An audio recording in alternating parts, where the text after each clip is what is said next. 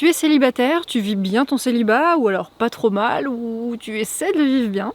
C'est super, mais est-ce que tu es célibataire pour les bonnes raisons, ma tourterelle ? Alors je le dis tout de suite, je n'ai rien contre le célibat. Comme toi, je déteste les injonctions au couple. Mais il y a une chose que je déteste encore plus que les injonctions au couple, c'est quand on se ment à soi-même et qu'on y croit, qu'on n'a pas conscience qu'on est en train de se mentir à soi-même. Principe d'un bon mensonge, quel talent! Et bien sûr qu'on peut tout à fait choisir pleinement le célibat et il y a plein de raisons pour ça. Maintenant, a priori, les gens qui choisissent le célibat ne regardent pas une chaîne sur les relations amoureuses. Et c'est vrai qu'on peut tout à fait choisir d'être célibataire. On va voir qu'il y a des bonnes raisons d'être célibataire et des mauvaises raisons d'être célibataire. Tout comme il y a aussi de très bonnes raisons de se faire croire qu'on choisit le célibat. Faisons le tri.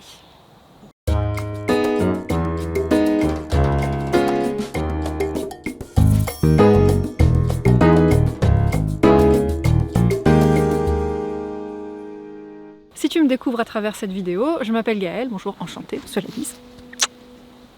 Je suis love coach, coach en relations amoureuses et je t'aide à t'épanouir dans tes relations amoureuses en partant de zéro.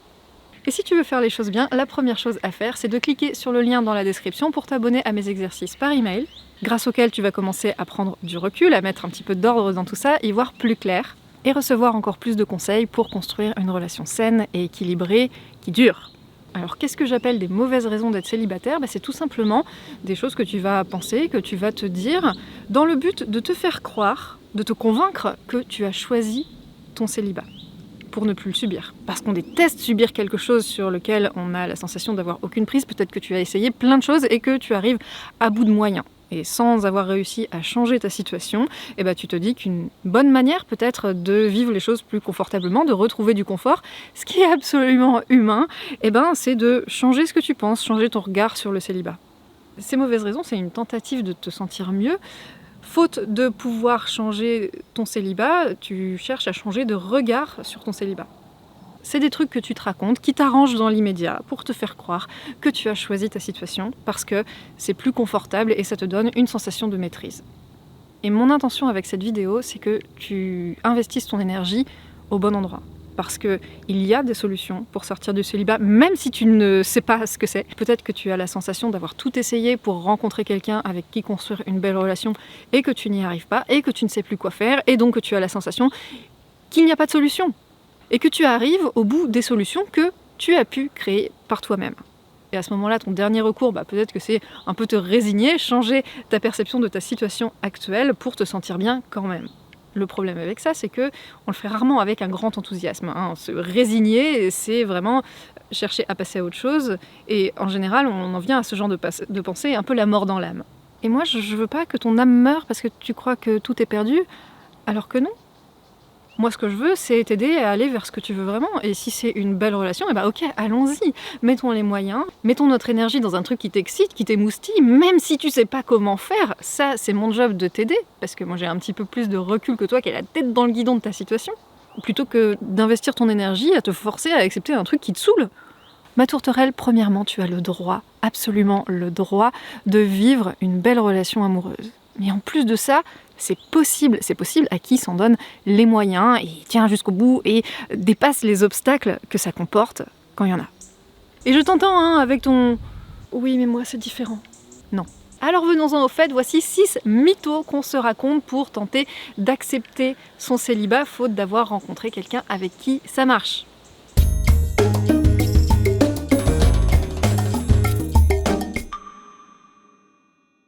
Premièrement, grand classique, l'indépendance affective. Franchement, mais moi je suis trop bien toute seule, je fais plein de trucs, en plus je les fais quand je veux et surtout je sors quand je veux, j'ai de compte à rendre à personne. Pourquoi c'est une mauvaise excuse, l'indépendance affective ? Parce que qu'est-ce qui se passe quand on est indépendante affective ? Il se passe rien. Sur le plan amoureux, il se passe plus rien en fait.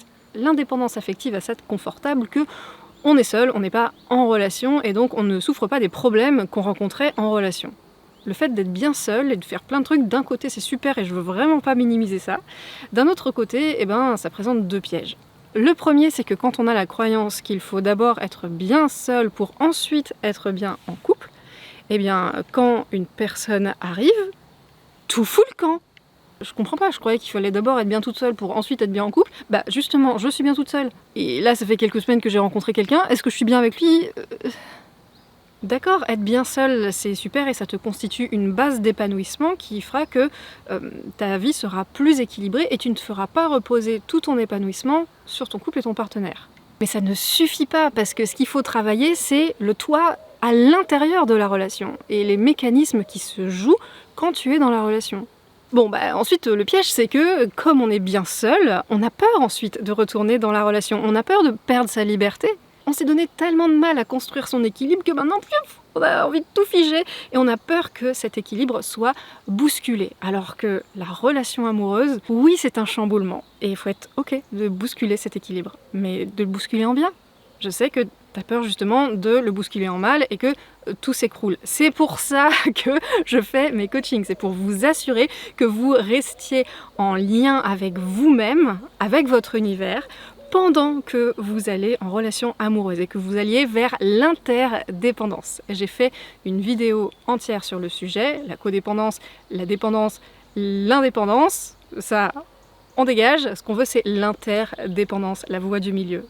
Finalement, il y a une troisième chose piégeuse dans l'indépendance affective qui n'est pas au service de la relation que tu veux créer quand même à la base, c'est que d'accord, tu ne souffres plus des problèmes de dépendance affective. Maintenant, ok, ça va parce que tu es seul et tu n'es plus exposé à la source du problème. Enfin, la source du problème n'est pas l'autre ni la relation, ça c'est plutôt le déclencheur. La source du problème, c'est ton incompétence à gérer la dépendance. Deuxièmement, le désert de partenaire, soi-disant. Personne me plaît. Mais j'en trouve pas un seul assez bien, là. Je vais quand même pas me rabaisser à être avec un mec moyen. Franchement, les mecs hétéros pas déconstruits sont tellement désespérants, et c'est quoi 98% des mecs. Peut-être que ton entourage t'a déjà dit que t'étais trop exigeante, peut-être que t'as fini par les croire, ou peut-être que tu ne veux pas t'y résoudre. Et je comprends en fait, parce que c'est pas spécialement vrai que t'es trop exigeante. J'ai fait une vidéo entière sur le sujet, donc je t'invite à la regarder si tu te sens concerné par ce point.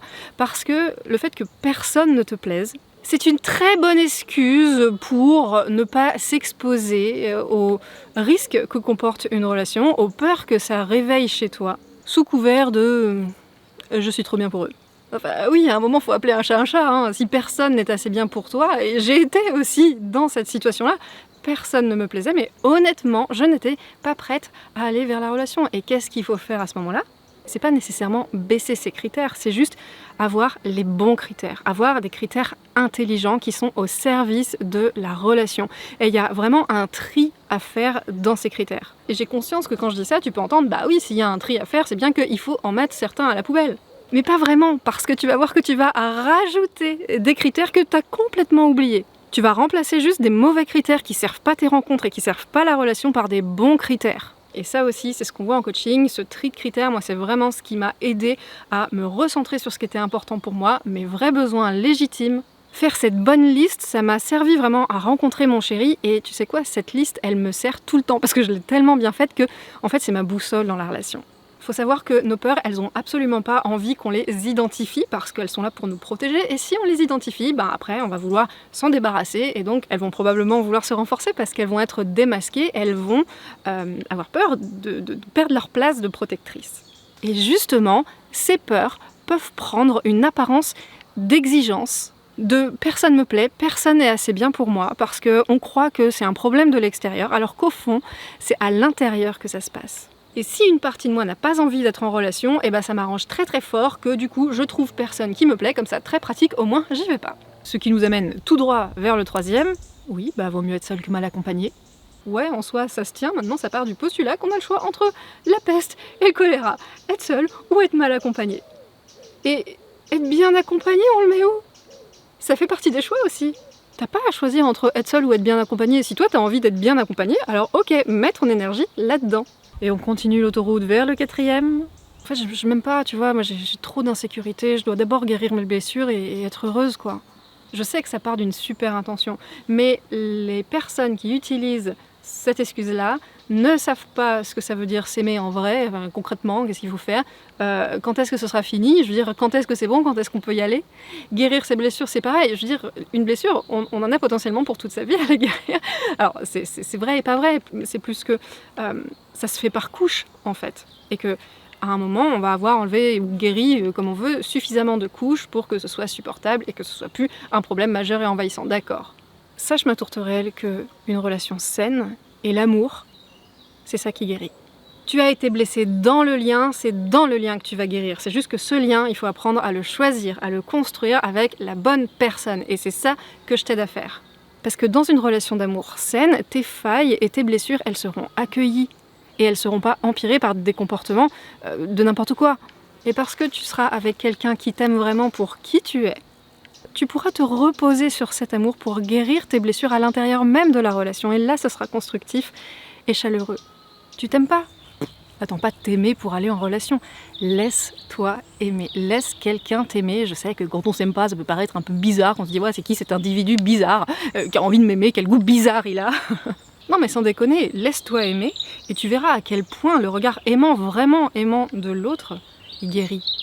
Tu verras à quel point le fait de se laisser aimer, ça permet de s'aimer soi-même. Alors c'est pas le rôle de ton prochain partenaire de t'apprendre à t'aimer, c'est juste le résultat, la voie de conséquence qui va se produire si tu le laisses t'aimer. Et même si tu comprends pas pourquoi il t'aime, même si tu trouves qu'il a des goûts de chiottes de t'aimer et que du coup ça diminue sa valeur à tes yeux et que pourquoi t'en voudrais et pourquoi tu t'intéresserais, tu vois un peu comment on fonctionne. Cet amoureux-là qui va t'aimer, encore une fois, c'est pas son rôle de te faire retrouver ton estime de toi pourrave, mais ça va quand même y contribuer vachement en fait. 5e. Allez, ça va, y a pas que le couple dans la vie, j'ai pas besoin d'un mec pour être heureuse, hein. De toute façon, j'ai trop de projets. Alors ça rejoint un peu le profil indépendance affective en version un peu plus vindicatif. Ma tourterelle qui se raconte ça, probablement qu'elle voit le fait d'aller en relation comme une sorte de faiblesse. Elle est dans une phase de réaction à sa dépendance ou au patriarcat ou je sais pas. Même s'il y a plein de manières pour être heureuse, est-ce vraiment une raison d'en rejeter certaines sous prétexte que ça aurait l'air, je sais pas, un peu faible de vouloir être heureuse en couple. En général, les personnes qui disent ça sont plutôt des personnes hétérosexuelles, parce que pour beaucoup de femmes qui sont dans une phase un peu de revendication de leur autonomie, il y a un rejet des hommes qui peut se faire. J'envoie évidemment toute ma tendresse à ces femmes qui sont probablement en train de rejeter les hommes parce qu'elles sont tombées sur des gars qui n'étaient pas fiables, sur qui elles ne pouvaient pas compter. Parce qu'encore une fois, dans l'interdépendance, c'est pas un problème de compter sur quelqu'un. Et si je peux entendre qu'il puisse y avoir une forme de fierté à pouvoir faire des choses un peu tout seul, généraliser ça à l'ensemble de sa vie et à l'ensemble de sa vie affective, c'est intéressant d'aller questionner quelle vision on a des hommes et quelle vision on a de la relation. Parce que très souvent, soit c'est une protection, là encore, pour éviter ce qui nous fait peur, soit c'est un moyen, en fait, de construire son image de soi, son image de femme forte. Mais la force, ce n'est pas ne pas avoir de faiblesse. La force, c'est accepter ses faiblesses. Parce que s'il y a bien quelque chose de difficile à faire, c'est d'accepter ses faiblesses. Et ça, c'est très fort.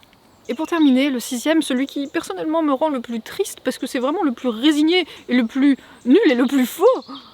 Bon je crois que le couple, c'est pas pour moi, hein. C'est pas grave. Les seules personnes qui peuvent dire le couple c'est pas pour moi, c'est des personnes qui ont vécu des couples dans lesquels elles ne veulent plus être et elles manquent d'inspiration sur c'est quoi un couple dans lequel c'est kiffant de vivre. Tu diras que le couple c'est pas pour toi quand tu auras vécu un couple heureux et que même là tu trouveras ça naze et pas pour toi. On peut pas décider si un truc est pour nous ou pas si on a eu que des expériences négatives et qu'on en fait une espèce de totalité de ce que ça peut être. Donc est-ce que le couple c'est vraiment pas pour toi parce que t'en as vécu des chiants et t'en as vécu des super et que dans les deux cas en fait je sais pas ça t'a saoulé, ça t'a pas plu, ou est-ce que le couple c'est pas pour toi parce que en fait t'as jamais été bien en couple, t'en as déduit que voilà le couple c'est ça, franchement si c'est ça, ça m'intéresse pas, ciao. Le couple c'est tellement plus que les expériences de couple que tu as vécues.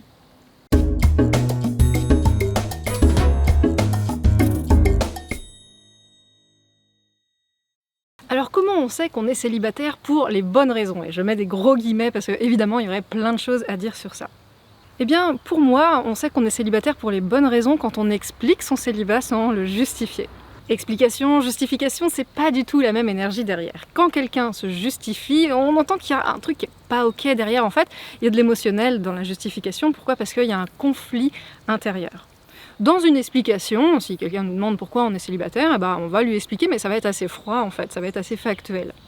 Un bon célibat, toujours avec ces fameux guillemets, je dirais que c'est un célibat qui n'est pas émotionnel. C'est-à-dire qu'il n'y a pas de peur ou de colère ou de déception liée à la situation qui est, entre guillemets, choisie. Les personnes qui choisissent définitivement et catégoriquement de rester seules sont au final assez rares. Bon, elles existent évidemment, mais en fait, elles sont pas en train de regarder mes vidéos. Donc je dirais qu'un célibat qui est honnête, si on met cette catégorie de personnes à part, c'est un célibat qui reconnaît qu'il est temporaire. Oui, écoute, non, j'ai pas encore trouvé la personne auprès de qui j'ai envie de m'investir, en effet. En attendant, je vis ma vie, je suis pas pressée, hein, c'est ok. Ça peut être aussi un célibat temporaire, le temps de faire le point, le temps de se recentrer peut-être après une relation dans laquelle on s'est oublié. Et surtout, de faire le travail de qui on est dans une relation. Parce que si on fait pas ça, on aura beau travailler sur soi, son estime de soi, s'aimer soi-même, machin, tout ça, oui, ok, super, mais ça va pas nécessairement nous aider dans la relation qu'on a envie de construire.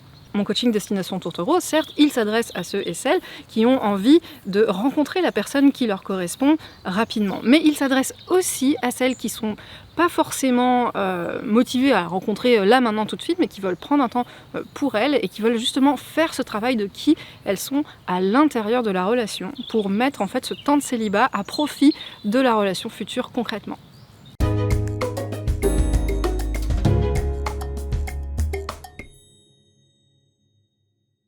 Autre indicateur que tu n'es sans doute pas tant en train de choisir le célibat que ça, et que ces phrases sont vraiment des justifications.